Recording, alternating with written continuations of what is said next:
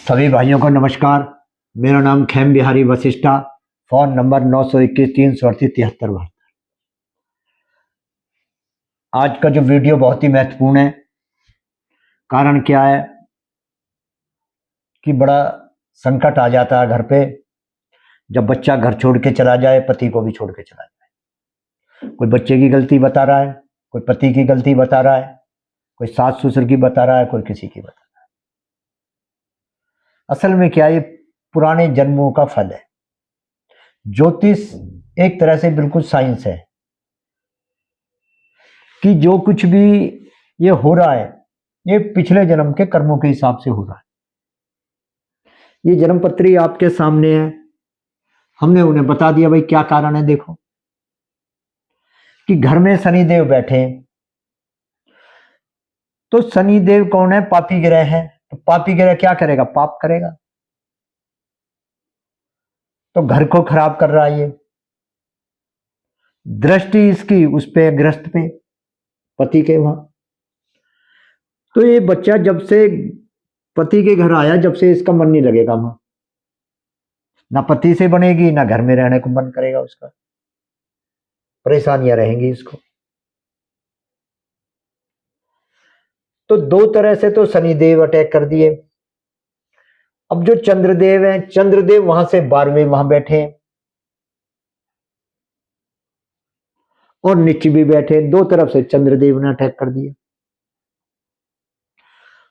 अब जो गुरुजी हैं, गुरुजी ने भी दो तरह से अटैक कर दिया।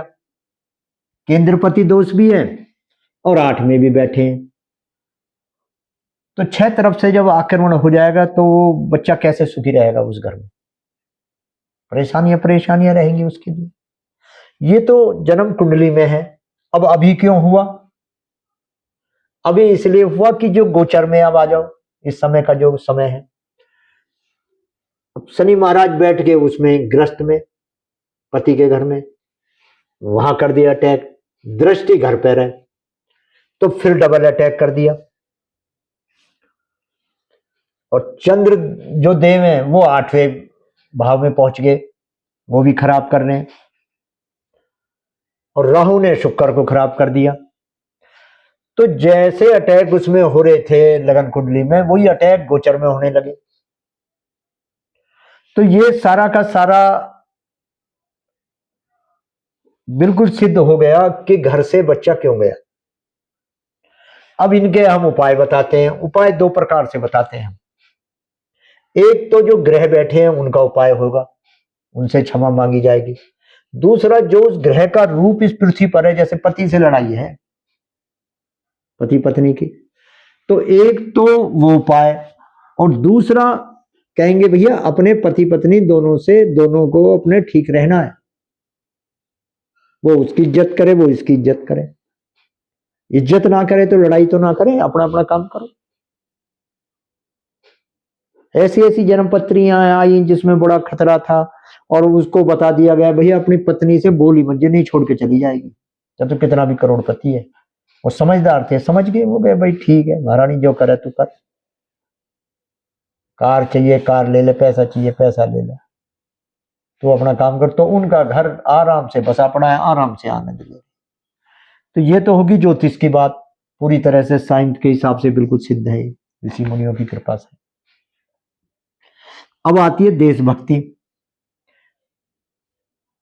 देशभक्ति में रामायण में जब रामचंद्र जी अयोध्या जाते हैं वनवास में, तो अपनी अयोध्या की मिट्टी को ले जाते हैं अपने साथ और उसकी रोज पूजा करते हैं। तो जब रावण पे विजय प्राप्त कर ली तो लक्ष्मण जी ने कहा कि महाराज अब चलो, इतनी सोने की लंका, ये चारों तरफ से सुरक्षित है, समुद्र से सारा आनंद है, वहां भरत जी राज कर लेंगे, यहां हम करेंगे। अपनी मेहनत से हमने जीती है, कोई किसी का एहसान नहीं है, कुछ नहीं है। तो लक्ष्मण जी को जवाब दिया है रामचंद्र जी ने, अपि स्वर्ण में लंका ने में लक्ष्मण रोचते, जननी जन्म भूमि स्वर्गादि। हे लक्ष्मण जी आप बिल्कुल सही कह रहे हो, सोने की लंका है, सब चीज ठीक है, मगर अगर मुझे स्वर्ग का राज भी मिल जाए ना तो भी मुझे अयोध्या ही अच्छी लगेगी, अपनी मातृभूमि ही अच्छी लगेगी। तो जो भगवान जिन्हें हम पूजते हैं, जब उन्हें अपनी मातृभूमि इतनी अच्छी लगती है, तो हमें भी अपनी भारत माता स्वर्ग से भी ज्यादा प्यारी लगनी चाहिए। तो अपनी मात जो अपनी भारत माता का हमें भी ध्यान रखना चाहिए कि ये कैसे उन्नति पे पहुंचे। जो उसे नीचे गिराना चाह रहे हैं, है ना, उनका हमें विरोध करना पड़ेगा। अब दूसरा है रामायण का, कि रामायण का यह है, जब मराठा शिवाजी अपने गुरुजी से बोले कि महाराज देखो, आपकी कृपा से मैंने जो है ना पूरे महाराष्ट्र को मुगलों से विहीन कर दिया, सब मुगलों को भगा दिया वहां से, पूरी जनता सुख चैन से रह रही है, आराम से खाना खा रही। तो उनके गुरु ने देखा, यार इसको कुछ लग रहा है, वो घमंड सा हो गया, कभी मैंने ये कर दिया, मैंने वो कर दिया। उन्होंने कहा, भाई मराठा शिवाजी आप ये पढ़ो महाराज, ये जो पत्थर पड़ा है ना, कहा हाँ शिला पड़ी है, इसको तोड़ो। तो उन्होंने भी तोड़ो शिला को। अब उन्होंने जो तोड़ा तो उसमें जो ना कीड़े निकले। कि महाराज मैं पूछना चाह रहा हूं, कीड़ों को भोजन आप दे रहे हो क्या? तुमने तो पूरे महाराष्ट्र का इलाके का ठेका ले रखा है, तो क्या ये महाराष्ट्र में नहीं आते ये कीड़े? क्या इन्हें तुम दे रहे हो भोजन? इन्हें हवा पानी भोजन कौन दे रहा है इन कीड़ों को? कहा महाराज अब मैं समझ गया। कह रहा रामायण में स्पष्ट लिख रहा है, बिन पद चले सुने बिनु काना, कर बिनु कर्म करे विधि नाना, आनन रहित सकल रस भोगी, बिन बानी बकता बड़ी। अरे भगवान वो है, बिना आंख के देखता है, बिना कान के सुनता है, बिना मुंह के सारे रस ले रहा है, बिना हाथों के कार्य करता है, बिना पैरों के चलता है। वो सारे संसार का ध्यान रख रहा है। जो जैसा कर्म कर रहा है उसको वैसा ही फल दे रहा है।